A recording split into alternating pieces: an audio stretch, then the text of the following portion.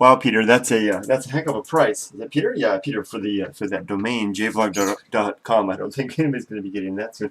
I wanted to share with you a little story. When I first started in technology, the company that I worked for was called software.com. We had the same domain, and that company is no longer. It's moved on. It's changed to. It's now called OpenWave Systems. Software.com was in its infancy.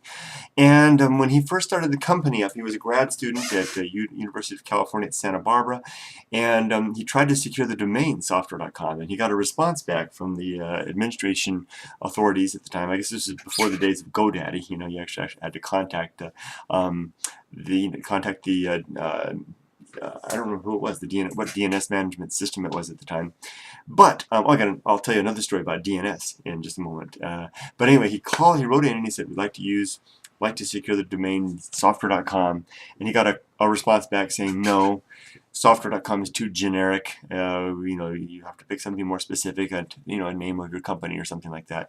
And John McFarlane, the founder of our company, he wrote back. He was just a young man at the time. I think he was only at that time only like 24. He went on to become a billionaire before he was 30.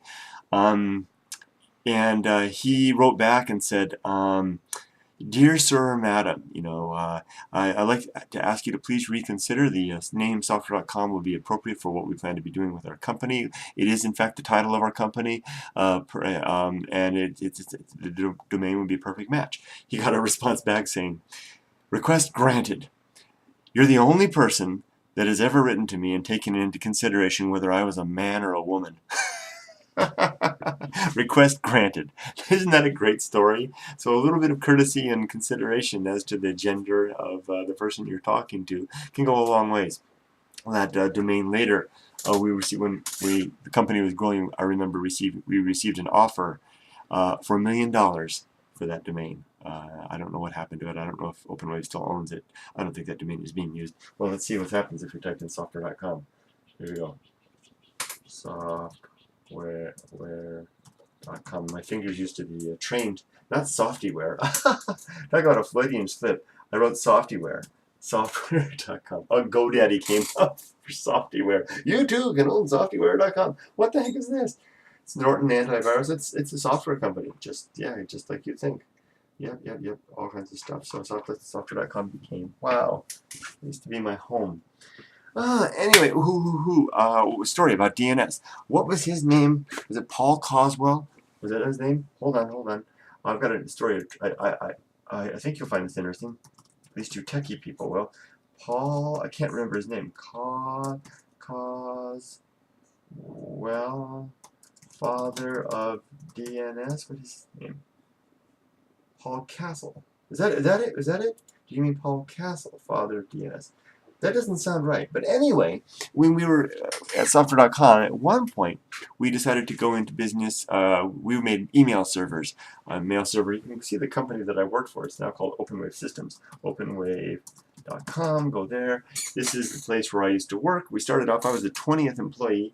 At our height, we had about 2,000 employees scattered all over the world. And here's our little website, a little bit slow in loading, I think. Oh, it's Unwired Planet. It's because we moved. They changed the name. We moved. I still feel so entitled. We changed the name. The original strain of mobile internet DNA. Yeah, they make by the time I left OpenWave, the majority of the world's phones were using our software for mobile internet. We had a mobile internet company, but I worked on mail servers. That was my specialty. A server called Intermail, MX and KX. I was the lead.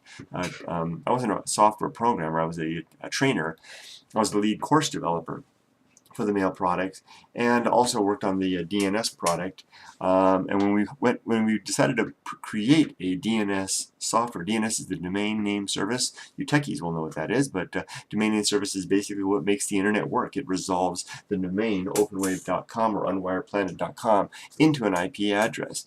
That's what the computers use as address scheme to find it, and it's a whole complex system of top-level domain name servers that then funnel reference the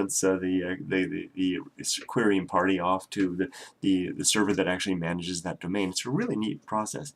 The whole internet operates off of this. And the man that invented that system was hired by the company that I worked for. and his name was Paul, but I can't remember his last name. Maybe it was Paul Castle. And anyway, when he first came, our offices were small. He sat right next to me, and we would work over here. We had a little bench area there. And this guy's like a famous guy. I mean, he's like, you know, like the father of DNS. And Paul would sit right there, and we would talk, and you know, he would tell me about the early days of the DNS and what it was like to be given the task when he was given the task of creating a name resolution system. I mean, I really feel honored to this day that I got to spend. He didn't sit there for very long. It was only like 2 weeks or so before we moved to our bigger office, and he got his own private office, of course. But I'll always remember that time, my time with the father of DNS, and then one of the fathers of the internet, as my desk mate. That's right. There's my story, and I guess nojvlog.org for us, huh? Okay, see you later, guys. I had my shirt off to make this video. I'm gonna take it off again now that this video is done. See you. Bye. Ooh.